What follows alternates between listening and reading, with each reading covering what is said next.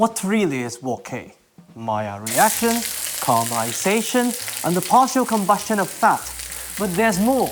There's something special about soy sauce taken really, really far. Ginger and scallion with just the right amount of burn. Today, we're going to capture all that and store it in a jar. This is my Wok-Hei booster. We start by making an extra dark roux. Almost 2:1 fat to flour ratio because we want to trap all the fat-soluble compounds from our charred aromatics later. And we're not aiming for strong thickening power. Today we're using lard, but you can use any high smoke point neutral oil. The inspiration, of course, came from gumbo, the Cajun variation in particular, where they take it really, really far. And I realized there were two ways to achieve deep Maillard complexity. Very, very high heat or very, very long time. For the home kitchen, we chose time.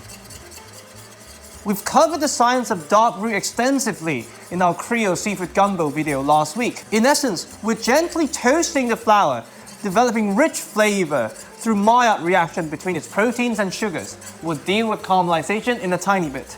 For the partial combustion of fat, for any high smoke point neutral oil, that will be above 200 degrees Celsius, which guarantees the burning of the roux. All we need to do is to lower the smoke point. Here we have a tiny bit of butter, which thanks to the milk solids has a low smoke point of 150 degrees Celsius. So this will certainly burn. But if you compare that to our large body of fat, partial combustion of fat.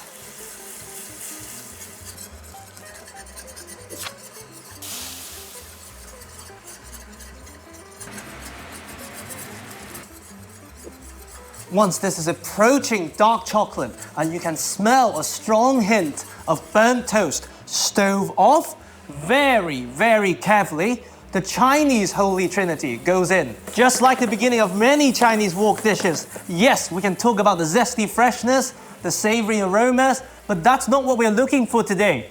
We are taking advantage of the natural sweetness to give us the caramelization, to complete the last of our 3 pillars for Wok-Hei, if you trust Wikipedia.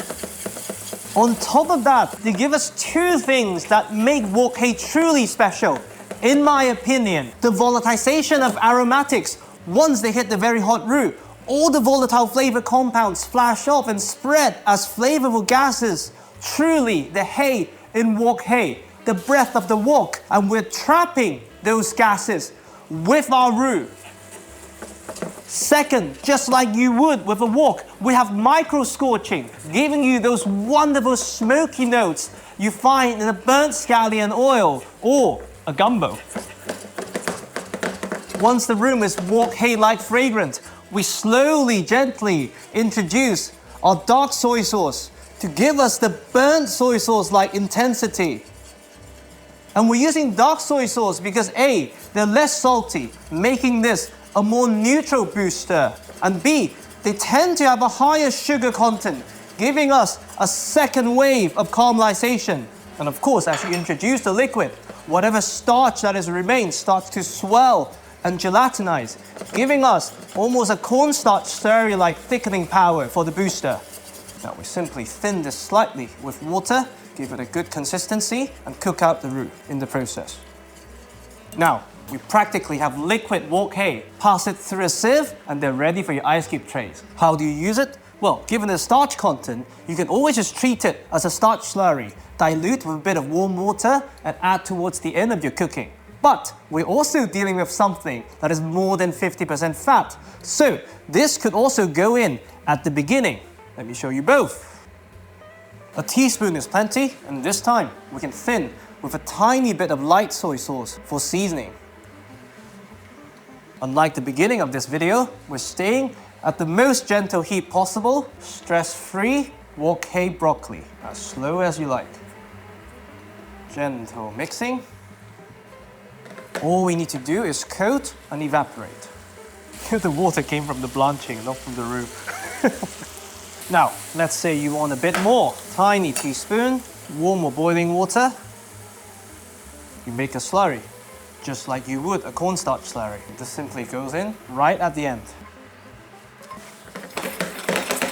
And this is my Wok-Hei booster. Ditch the wok, trap the hay.